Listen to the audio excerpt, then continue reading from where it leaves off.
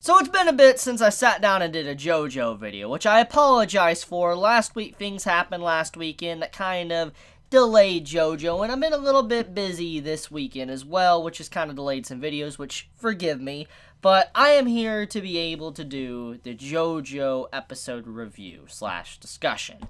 So, this episode, the latest episode, the episode that just came out this past Friday, man, David Productions, like, holy crap, guys, like, the entire team, they don't cease to amaze me with just the sheer quality.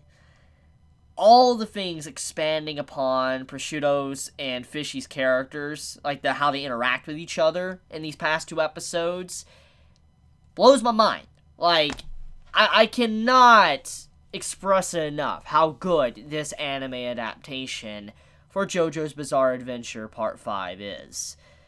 David Productions is easily probably going to become one of my favorite studios as this series continues to be animated. I mean, how can you deny the quality of this episode alone? This latest episode of what happened. I mean, dude. Like, dude. David Productions, chill. You need to chill, because, like, this is nothing compared to the events later on in Part 5, and they're just going this try-hard so early. Just like, man, you just chill out now. Come on now, guys. But okay, jokes aside, though, let's talk about the standabilities, what's happening, Mista, all of that. My boy Mista. I would like to point out that the steam coming out of him, like the smoke or whatever, like the particle effect, it's very reminiscent. Most of the characters that have died in JoJo, for instance, if we go back to Part 3 JoJo, or even Part 4, we have seen characters to where they're basically at death's door, they're about to die, we've seen particles come out of them. We've really only ever seen these particles coming out of someone's wounds or whatever when they pretty much are dead. I honestly think that this effect by this point, it is pretty iconic. It's got many fearful that Mista could be potentially dead or is going to die. And let's look at the facts here. Let's look at what his odds are and what's happening. So one of the things we got to look at is that Mista, he does state in this episode, after the 3 shots to the head, he states that his 6 bullets, I can't really say it because YouTube doesn't like the real stand name. Like, they don't want me to say those words. So I can't actually say the proper stand name, so forgive me. I know what it is, but I just can't say the word. But Mista's standability, it was thanks to that as to why the bullets were able to stop and why he didn't die instantly. If it wasn't for that, he would already be dead. But he does mention that he's pretty much done. Like, he's sent his stand out to forget about himself and just go help out Bruno to get the job done, to go take down the individual that Bruno is fighting, Proscibe.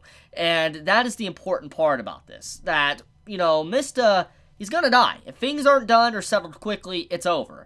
And what Bruno is doing at the end of the episode is a very ballsy move. And it's quite the cliffhanger. After watching this and SEO and all the other stuff today, I easily say JoJo had the worst cliffhanger. Out of all the other shows I watched today, all the other 6 shows, I think JoJo's cliffhanger was the worst. Because that ending with Bruno just wanting to jump out the train car with Proscibe, that's scary. Because with how fast they're going over 150 miles per hour, that's pretty much death. Like, you're not surviving that. You fall out of a train like that, going that fast, it's very rare. You have to be a lucky man to be able to survive that. So, if Bruno legit does, let's say, drag the man out, it means that the effect of the Grateful Dead would be gone. Like, everybody that's being affected by it in the train would revert back to their original age. But that would still mean that Bruno would have to sacrifice himself. And even if, let's say, he did not die, he would be separated from everyone else if he does indeed fall off the train. Because that would mean that since the train is going so fast, he'd be by himself with the dude, if the dude doesn't die, to fight him on his own, no one else there to really help him out. So it would be pretty interesting if, that's what does indeed happen. But getting into the main point of discussion, though, let's talk about how deadly the Grateful Dead is. Since I didn't technically review last week's episode, I want to just talk about the standability in its entirety. The Grateful Dead, as a stand, once again, is another broken ability. It's a very broken ability. I mean, when you really think about what it's capable of, it's scary. Because it's an AoE ability that ages everybody rapidly to the point to where they'll die. And look, I know the counter is cold drinks, ice, whatever. Keep your body hydrated and cool, and you'll be able to be A-okay. Fine. But in normal circumstances, if this wasn't JoJo, it wouldn't probably be that easy for someone to survive a stand like that. You wouldn't really come to the conclusion of a drink cooling you down to be able to save you. So, the stand is incredibly powerful. Even if, okay, hypothetically, even if you found out about it, if you don't have access to cool drinks or whatever, or if you do, you're only going to have a limited amount. And the fight will continuously progress to the point where you'll run out, and then it'll spell curtains for you. And if you start sweating, it's a very hot day, and you're just overworking and all that, you're going to start getting heated up, and his stand ability will start coming into effect and aging you even faster. So in this case, the stand from Proscibe is OP. It's really strong. It can do so much damage to an area. The downside is that it doesn't really, tell from friend or foe. It can't really determine if you're a friend or a foe. It attacks everybody indiscriminately, which makes the stand kind of dangerous to use in a party, which is the reason why Fishy was very scared in the last episode, but also this episode, because with that stand ability being, activated, if he doesn't keep his body hydrated, he will be aging rapidly to the point to where he dies. And that is the scary part about this. So, it's not a stand that would work in a good team. Like, if you have a team or whatever, a big team group, whatever, using that stand is going to be so negative. It's going to be something you really can't use at all because, like I said, it affects everyone in a radius. But, at the same time, though, we also need to look at Prosciube's character and how he acted around Fishy throughout this episode. From his first appearance as a character, he seems a little bit serious, someone that is not able to take jokes. He wants to get the job done properly, and he wants to be an individual that, makes sure his subordinate follows in his ideals, his, ideology and how he views things. He wants his subordinate, his underling, to do exactly like he does, follow in his footsteps, his example.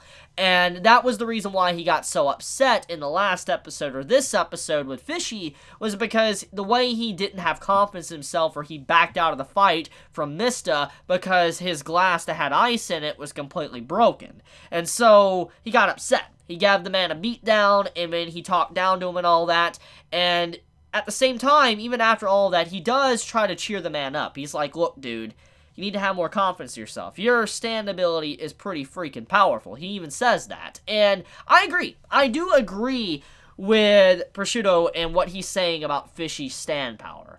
I mean, on paper, if I had to compare the two, the Grateful Dead or Beach Boy, I would say Grateful Dead looks stronger. But if we're looking at the way it's applied in fights and stuff, I think Beach Boy is stronger. The stand from Fishy is incredibly strong because the string cannot be broken. I mean, you see Mista literally use his stand to try to stop it, shoot the string to, completely negate it, but it didn't do anything at all. And if he would have continuously reeled in without stopping, Mista would have instantly died in this episode. And so when we compare the two ways they can apply their stand, even though it seems effective that, Proscibe could use his stand to wipe out a big area, like I said, it's indiscriminate. It can't really choose a target. So, I think, at the end of the day, Fishy's stand is definitely scarier. Depending on how he uses it, obviously. If he was a more confident individual, then all of our characters would have lost this episode instantly. Because he had Mista. And Mista wouldn't have been able to do anything whatsoever. But okay, let's talk about the situation with the train and what could potentially happen with Bruno. So Bruno, he has to jump out and fight.